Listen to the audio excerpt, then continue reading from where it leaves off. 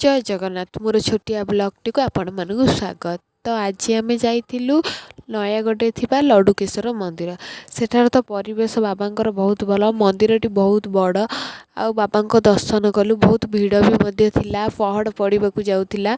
ठीक टाइम रे आम बाबा दर्शन करी पहुँची गलु। तो सेठारे प्रसाद भी आम सेवन कलु। आसतु देखा ये वीडियो माध्यम मंदिर परिवेश केमिति आ मंदिरटी केते बड़।